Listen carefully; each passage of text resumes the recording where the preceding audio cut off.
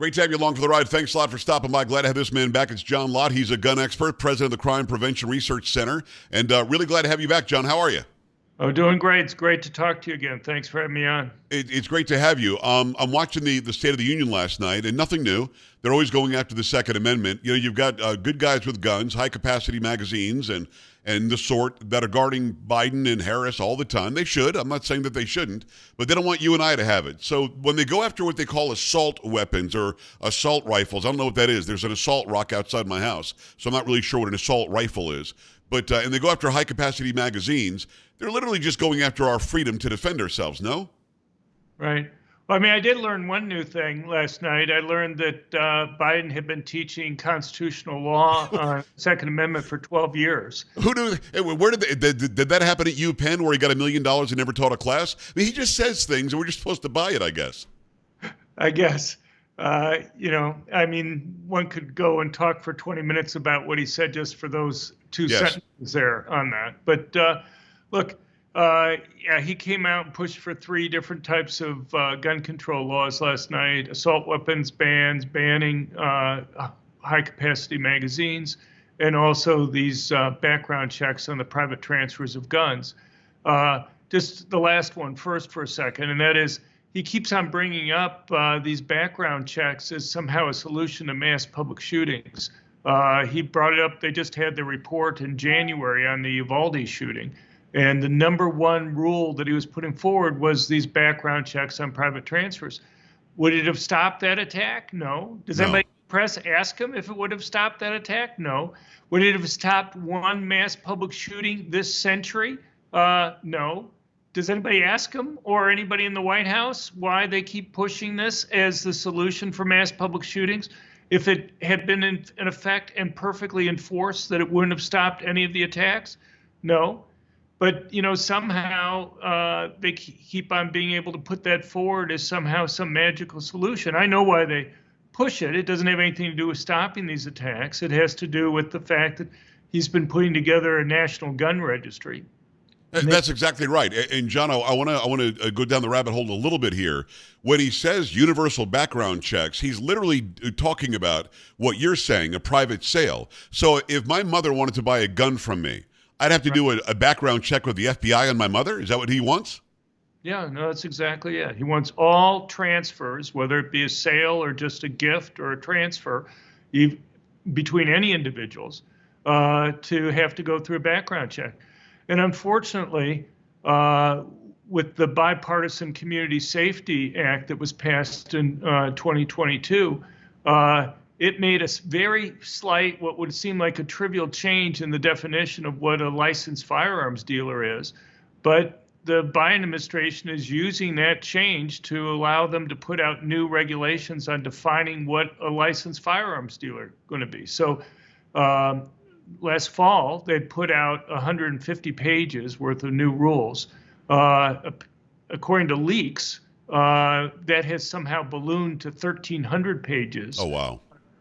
And the 150 pages they had before defined you as a firearms dealer if you sold one gun and even talked to somebody else about selling another gun, or if you sold just one gun and kept a receipt for how much you paid for the gun to begin with and what you sold it for, then you'd have to go and pay the fees and become a licensed firearms dealer in order to engage in that type of action there.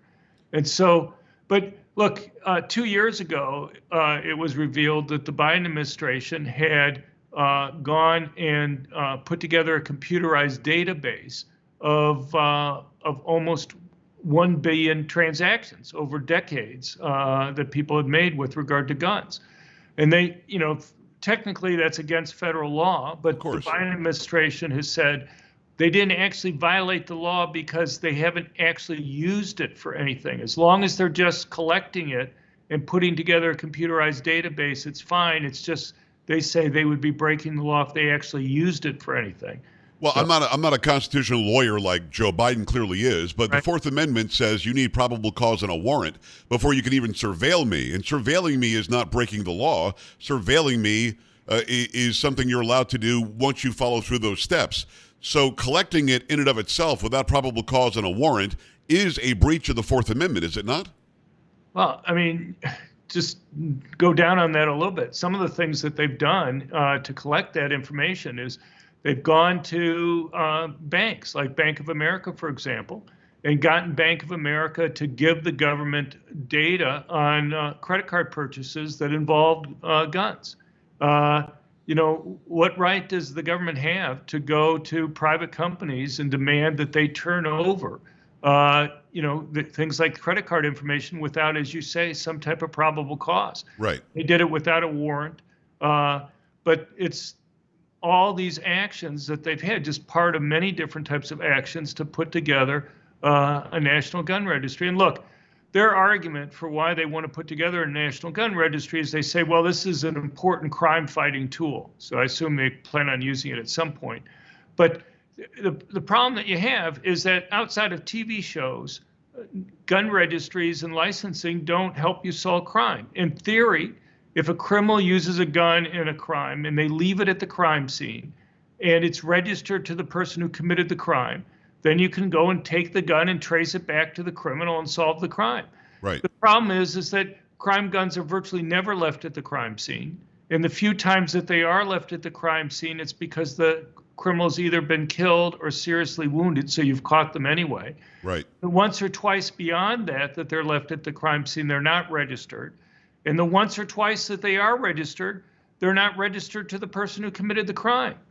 And so, you look, we've had registration and licensing in parts of the country. Hawaii's had it since 1960. Chicago, Washington, D.C., you've had it in New York and Maryland. Tens of millions of dollars have been spent in some of these places on their gun registries and licenses. And yet, time after time and place after place, they can't point to one single crime that they've been able to solve. A few years ago, the Honolulu police chief was asked to look to see how many crimes since 1960 they've been able to solve. He couldn't point to one, but he estimated it took 50,000 hours worth of police time each year to go and run the program. That's 50,000 hours. Amazing. Police time that could have been used to do things that we know work to go and solve crimes. If they could point to 1,000 crimes or 100 crimes or a dozen or 3, at least there would be some type of trade-off that was there. But if they can't even point to one single crime, just think how much that money is wasted there. Yeah. And could be used to save lives or protect people. Well, it's not wasted on the government side because they want to know who has the guns so they can come and take them eventually. This is about confiscation. You and I think, agree to that. John, what do you think of the arrogance of the statement from Joe Biden? He keeps making this statement out on the campaign trail, and when he's giving speeches in front of unions, the Second Amendment isn't going to save you. To take on the government, you'd have to have an F-16. He literally is saying, you can't beat us anyway, so right. Why is it that you have a gun to stop tyranny? You couldn't stop us. We've got all the really good stuff. What do you say to that? Well, look, you look at surveys, by far the major reason that people own guns is to go and protect themselves. And you were talking before about these so-called assault weapons and what they are. They're basically semi-automatic guns. About 85% of the guns in the United States are semi-automatics. You have 3 different types of guns. You have manually loaded guns where after you fire a shot, you have to physically yourself insert another bullet in the chamber. Right. You have semi-automatic, one pull the trigger, one bullet comes out, and so on. You have fully automatic, which as long as you have the trigger depressed, bullets are going to come out. But here's the problem, and that is, people seem to think that when we're talking about assault weapons, we're talking about machine guns. Since the 1930s, there's been one murder in the United States involving a fully automatic gun. And the issue that you have is civilians benefit from semi-automatic guns. If you have to, and the reason why the vast majority of guns are semi-automatic, if you face multiple criminals, or you fire and miss, or you fire and wound an attacker but don't incapacitate them, you may not have the luxury of time of manually reloading your gun. Being able to go and fire more than one shot without having to manually reload and put a bullet in the chamber after each shot may make the difference between whether people are going to be able to go and defend themselves or not. And Biden, multiple times over the last 5 or 6 years, has come out in favor of a ban on all semi-automatic guns. And just, so people know, a little bit over 85% of the guns that are sold in the United States are semi-automatic. So, the original federal assault weapons ban, you had Dianne Feinstein and her staff going through gun catalogs to go and look to see what guns they thought looked scary, essentially, to ban them, not based on whether they functioned any differently. So you take something like the AR-15. The AR-15 is a semi-automatic small caliber rifle. It functions identically in terms of firing the same bullets with the same rapidity, doing the same damage as any small caliber semi-automatic hunting rifle.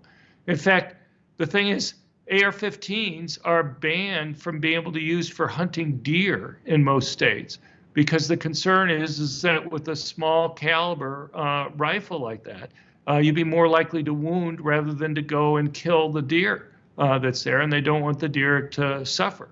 But and the other part that he brought up was banning these so-called large capacity magazines. He wants to ban them if they have more than 10 rounds in them. I don't know if these guys have any clue on how guns function or not, but the magazine is an incredibly simple piece of the gun there. It's basically a box with a spring in it. I've seen people literally take 2 minutes to use a stamp press to go and put a magazine together. The notion that somehow you're going to be able to stop criminals is just not credible. Well, it's not credible, but they look scary. See, I've got an AR-15 about 15 feet away from us. It's not going to shoot us, John, during the interview, I promise. And all my handguns that are very close as well will not shoot us either. None of your guns that are near you, I'm sure, are going to shoot us either. So they've got a group, millions of useful idiots that see an AR-15 that's put together like mine is. That's a weapon of war. It's a weapon of war. It shouldn't be in the street.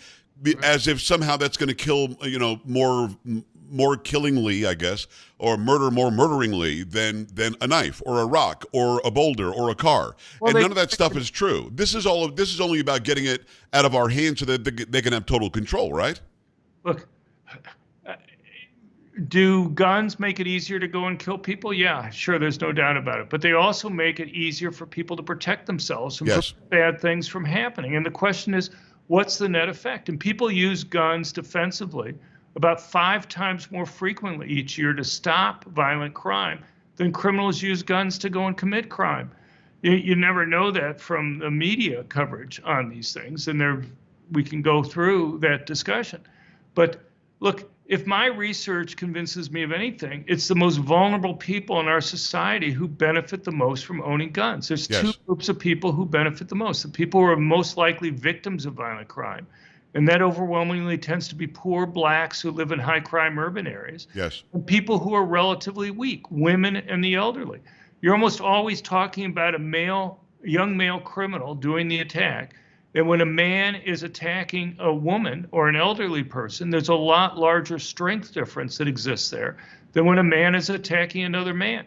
And the presence of a gun represents a much bigger change in their ability to go and protect themselves.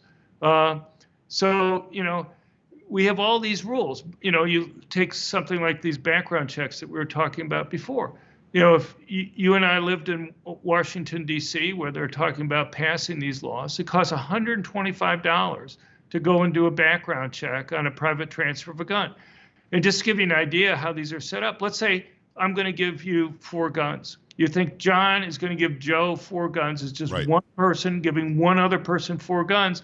It should just be one background check. But no, they require a separate background check be done on each gun. So it's like $500 to go and do that. Somebody give me, and the vast majority of states that have these background check rules require a separate background check on each gun that's transferred rather than just a background check on the one individual who's receiving. Somebody give me a benign explanation for why they've set that up, other than the fact that they've set that up precisely just to make it costly and difficult for people to get guns. And you have all these rules that basically price out of being able to obtain weapons for self-defense poor people, the very people who are most likely victims of violent crime. Democrats claim that they care about the poor, that they care about minorities.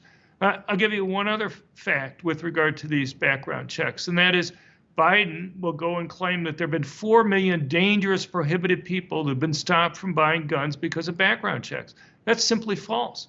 What he should say is there have been 4 million initial denials, and over 99% of those are mistakes. It's one thing to stop a felon from buying a gun. It's another thing to stop somebody simply because they have a roughly phonetically similar name and similar birthday from buying a gun. John, it's 99% that were mistakes? Really? Yeah, over 99%. So wow. So, you'll frequently hear things like, there have been 200,000 people that have been prevented from buying guns because of background checks. But then you'll look to see, well, there's like 20 prosecutions and 12 convictions. Why so few prosecutions? It's because they're not real cases. Okay. I mean, these are, if you actually did have somebody, these are like the simplest cases in the world to prosecute. Yeah. If somebody was in jail for 5 years and they're a felon, okay, what are they going to say? I forgot I was in jail. But even if they were to say that they forgot they were in jail, that's not a defense. And the thing is, they signed a piece of paper, pledging that what they were saying was accurate under penalty of perjury, essentially. Often there's video there. Plus, they had to show an ID in order to go and do it. So these are incredibly simple cases to prosecute if they actually were real cases. But I don't know if any organization you're with does background checks on employees or whatever. But if you go to an employer and say, I think you ought to look at roughly phonetically similar names and similar birthdays, they'll look at you like you're from Mars. Yes. I'm suggesting something like that. And the thing is, who does that hurt the most? It hurts minority males. Of course it does. People tend to have names similar to others in their racial groups. Hispanics have names similar to other Hispanics. Blacks tend to have names similar to other blacks. 34% of black males in the United States have felony backgrounds. 18% of Hispanic males have felony backgrounds. 6% for whites, 3% for Asians. Well, is it surprising then that the vast majority of mistakes are going to be among Hispanic and black males? No, it's not. It's John Lott, President, Crime Prevention Research Center. Go to crimeresearch.org and go support everything that he's doing. John, come back on soon. There's a lot more we didn't get to, but we're frankly out of time. Could you do that? Yeah, thank you very much. All right, brother. We appreciate you. We're back after this. Stay right